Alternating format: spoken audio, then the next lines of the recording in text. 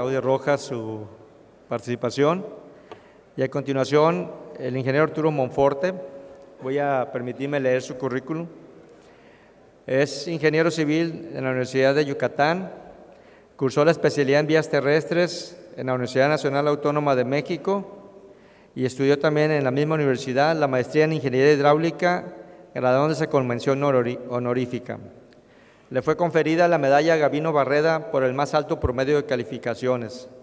Su tesis de maestría, Socavación local en pilas, fue publicada por la Secretaría de Comunicaciones y Transportes. De 1975 a 1980 fue profesor titular en la Facultad de Ingeniería de la Universidad Nacional Autónoma de México y en la Facultad de Ingeniería de la Universidad Autónoma de Guerrero, de la que fue director de 1980 a 1983.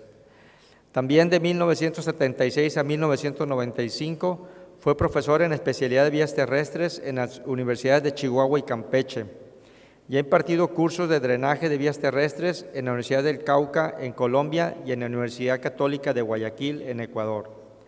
En su desarrollo profesional ingresó a la Secretaría de Comunicaciones y Transportes en 1971. Fue jefe de departamento y subdirector de Hidrología y Drenaje en la Dirección General de Servicios Técnicos. Fue director técnico en la Dirección General de Conservación. Fue director general adjunto en la Unidad de Infraestructura Carretera para el Desarrollo Regional y de 2006 a 2011 fue director general de Conservación de Carreteras. Actualmente es asesor técnico de la empresa consultora Gales Ingenieros S.C. En su actividad gremial, en 2000 a 2002 fue presidente de la Asociación Mexicana de Ingeniería de Vías Terrestres, fue coordinador del Consejo Técnico del Colegio de Ingenieros Civiles de México. En 2007 fue designado miembro emérito del propio colegio. De 2008 a 2010 fue vicepresidente de Infraestructura del 32º Consejo Directivo del Colegio de Ingenieros Civiles de México. En 2009 fue director técnico del Congreso Nacional de Ingeniería Civil por el colegio y en noviembre de 2008 fue nombrado académico titular de la Academia de Ingeniería de México. Con esto presentamos al ingeniero Arturo Monforte.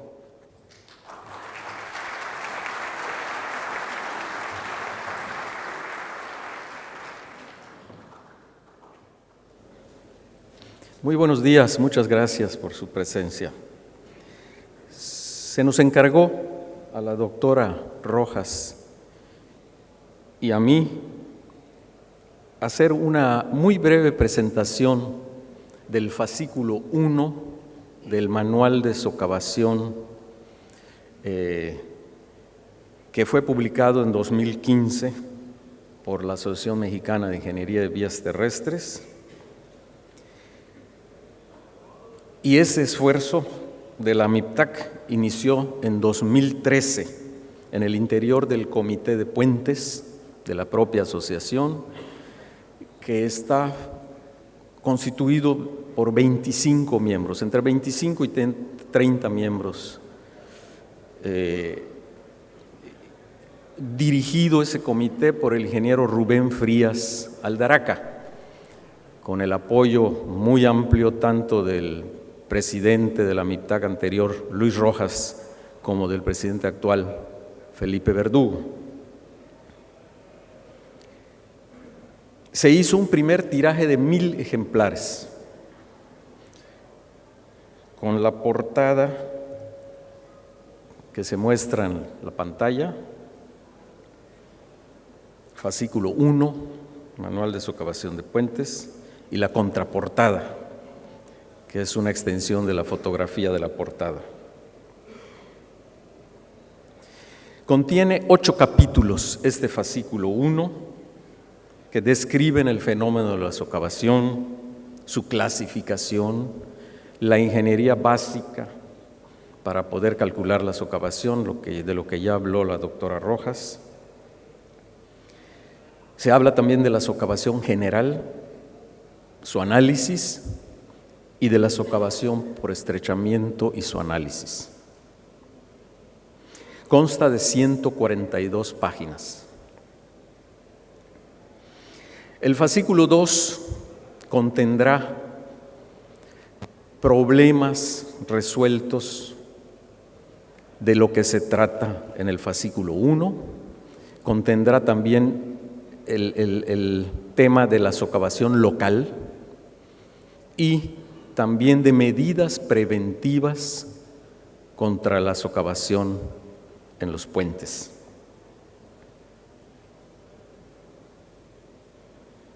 Este primer fascículo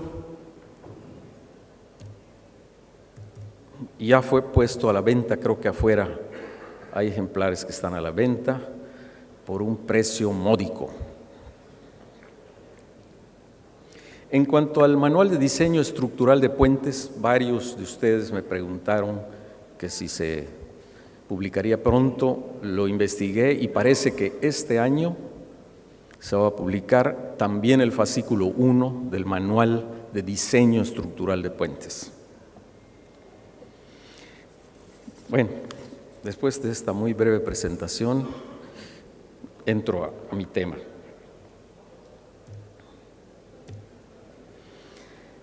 La socavación es el descenso del fondo de un cauce durante el paso de una creciente, al ser arrastrado el material del fondo por la fuerza erosiva del agua. Ello puede provocar daños en la cimentación o en los terraplenes de acceso de los puentes, o colapsar la estructura y sus accesos. Aquí les muestro algunas fotografías de puentes colapsados por socavación.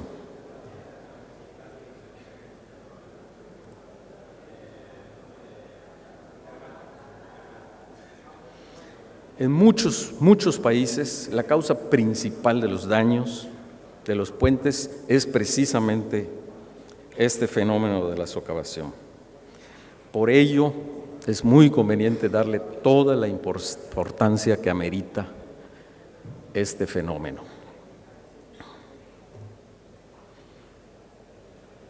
Aquí tenemos otras fotos de puentes colapsados.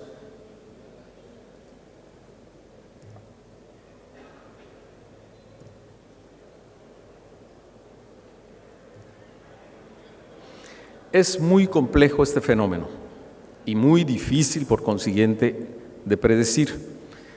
En su desarrollo intervienen muchísimas variables. En los últimos 50 años se ha avanzado mucho en la investigación sobre este fenómeno, no solo en laboratorio, sino también en prototipo, en el campo. Así se han desarrollado nuevas metodologías para su estimación, y eso hace menos incierta, más confiable la predicción de las profundidades de socavación.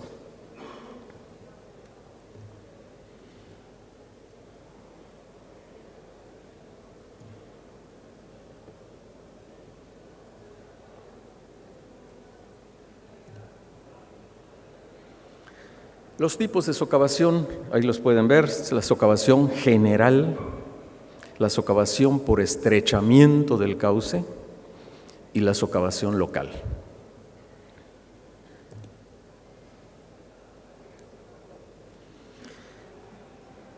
Aquí pueden ver una sección de un cauce con el nivel del agua para el gasto de diseño,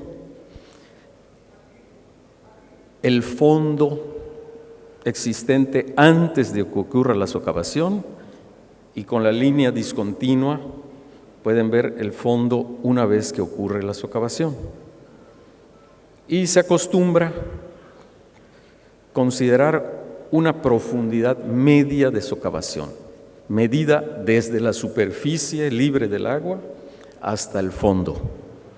Por supuesto, hay partes de la sección en que el fondo baja más que en otras partes, como lo pueden ver en la pantalla. Este fenómeno tiene 100 años más o menos de haber empezado a investigarse. Antes no se tenía mucha conciencia de la socavación. ¿Por qué? Porque en época de estiaje, cuando los ríos están secos o llevan muy poco caudal, se ve el fondo en cierta a cierta elevación. Cuando ocurre una creciente, el agua se enturbia, suben los niveles y ya no se ve el fondo del río. Inclusive los lugareños, que se supone que eran los que conocían mejor el fenómeno, no se daban cuenta que ocurría la socavación porque no se veía el fondo. Una vez que termina una creciente, que entra el periodo de recesión y finalmente vuelve a quedar seco, casi seco el cauce, el fondo lo vuelven a ver donde estaba, porque la avenida, conforme va disminuyendo, va depositando nuevo material que se había llevado. Entonces, por eso el fondo en general, hay excepciones cuando se trata de degradación, pero en general el fondo recupera su elevación que tenía antes de ocurrir la socavación. Entonces, por eso se tenían muchísimos problemas de socavación.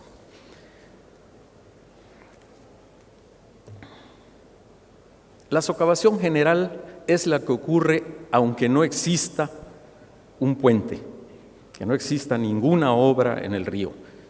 Socavación general es sinónimo de socavación natural y puede ocurrir en tramos rectos, tramos curvos, en confluencias de corrientes y la causada por las formas de fondo. Ahora vamos a ver solo las dos primeras por falta de tiempo. En tramos rectos, existe una fórmula ya antigua, fórmula de régimen de Lacy, ahí pueden ver su expresión, SYMS, de que hablábamos hace rato, o sea, la socavación media, es función del caudal de diseño y de un factor F que varía de 0.5 a 2, pero Neal, por ejemplo, un investigador muy reconocido, propone que F sea igual a 1. Entonces, con esto se puede tener una primera idea de cuánto puede alcanzar la profundidad de socavación.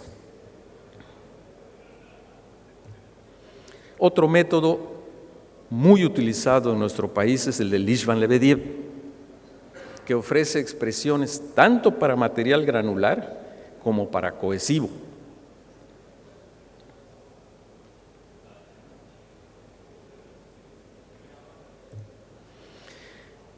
Para material granular, para arenas, gravas, las variables que considera este método son el gasto, el tirante, el ancho de la superficie del agua y el diámetro representativo del material, y algunos coeficientes.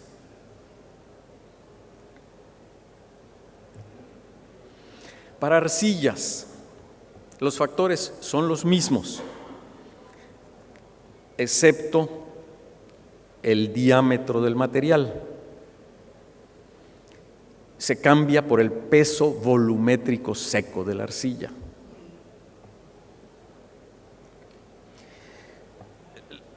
No puede evaluarse la socavación en arcillas en función del tamaño de las partículas.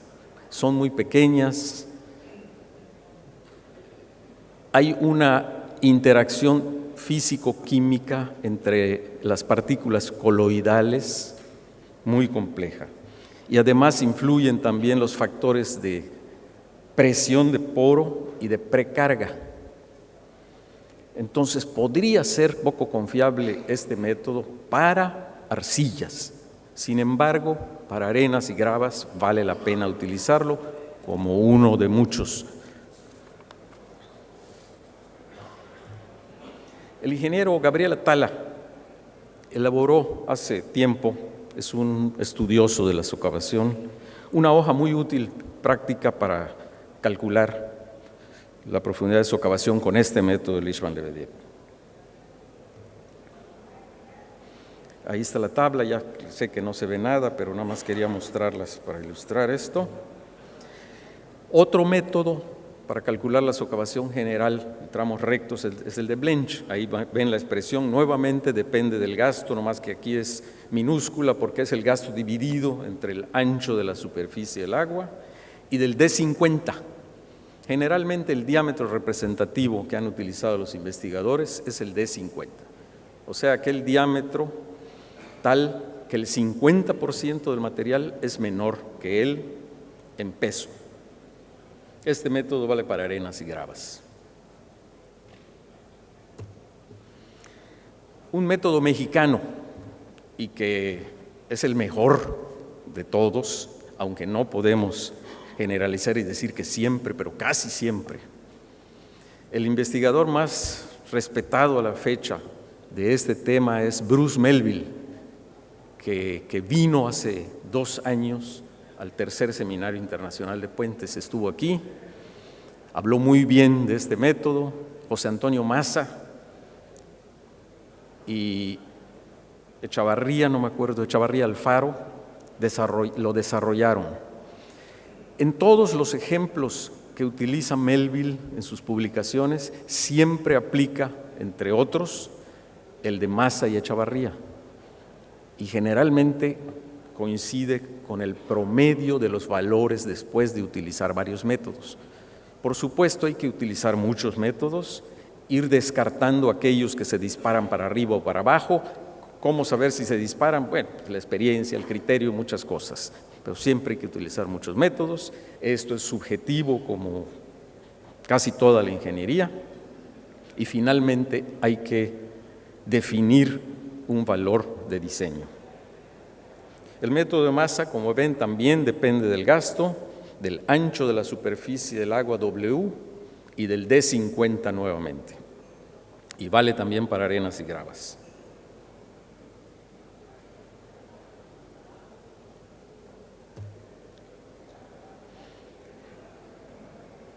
Esta es una figura nada más para ilustrar el método de Maza. Nuevamente aparece el YMS, y quisiera comentar aquí nuevamente que la sección no es, el fondo de un cauce generalmente no es horizontal, hay partes más profundas y partes menos profundas.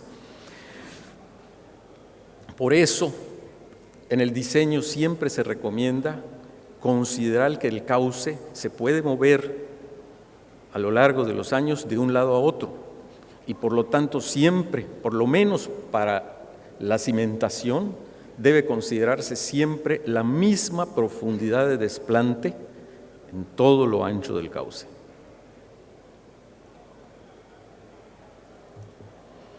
Socavación en curvas, voy a hablar muy brevemente de esto por falta de tiempo. También se puede calcular, por supuesto.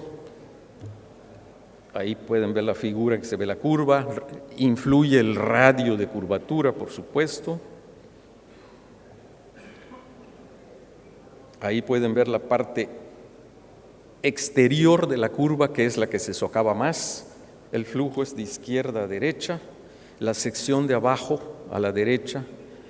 Ahí puede verse el lado exterior que está a la izquierda, y el lado interior inclusive puede tener depósito de material.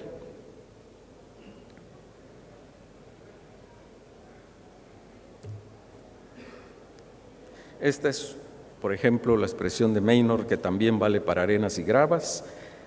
Pueden ver, YBS es el tirante máximo en la curva, YU es el tirante antes de entrar el flujo a la curva, radio, curvatura y ancho de la superficie libre del agua.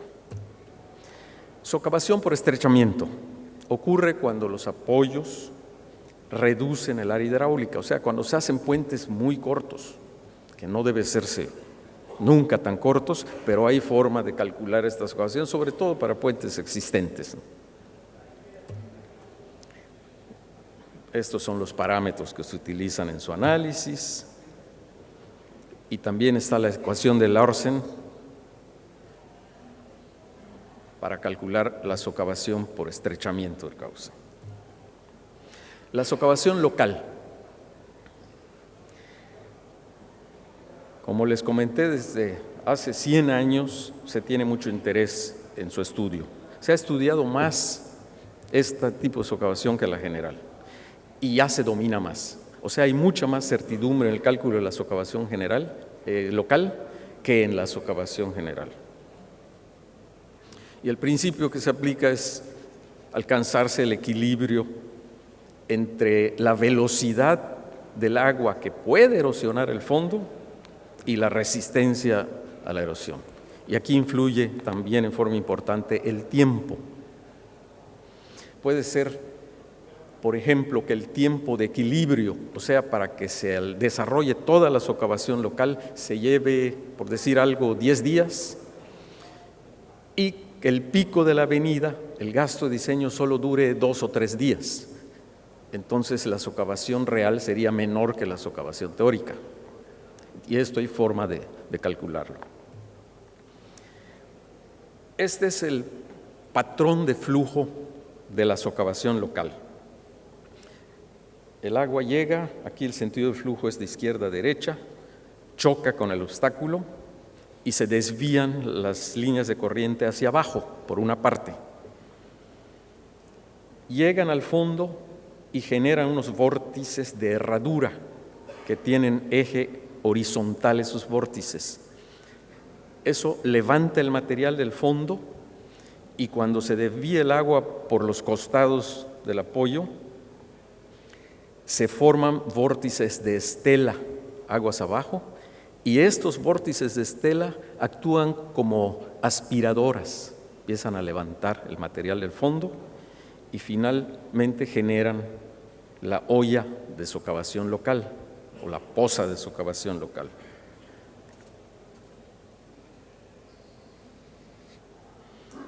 Aquí está una foto del puente Coyuca. Ahí pueden ver esa parte café en los apoyos, que es precisamente la olla de socavación local. Claro, ya experimentó depósito de material, porque el río está con un gasto mucho menor del máximo que dañó y colapsó el puente. Sin embargo, quedan vestigios de las ollas de socavación local. Aquí les muestro ya cómo es la socavación general y cómo es la socavación local. Pedí un marcador láser, pero siempre los que me dan como que se mueven mucho, como que tiemblan mucho. Entonces le pedí al ingeniero Galindo, ¿dónde está el marcador?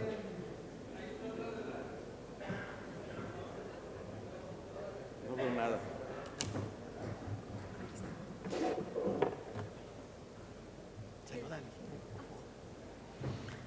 Sí, porque también se podría marcar con el cursor, pero también se mueve mucho el de esta máquina, no sé por qué, tiembla mucho.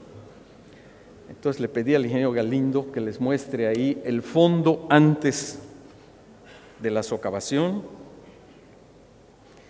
la socavación general. La socavación general parte del fondo original y ahí se va derecho.